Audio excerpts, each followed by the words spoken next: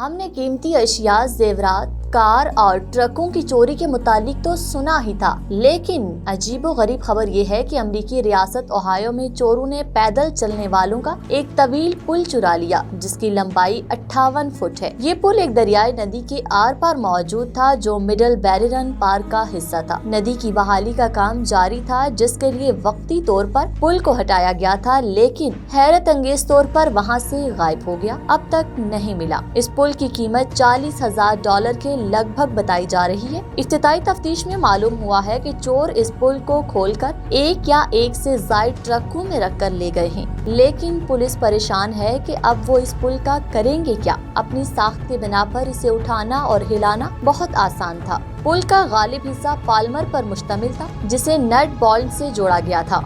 Police के मुताबिक इसे खोलना तो आसान था, लेकिन दोबारा बंद करना बहुत मुश्किल है। तफ्तीशी अफसरान के मुताबिक पुल के मुख्तलिफ हिस्से मुख्तलिफ औकात में ले जाए गए हैं।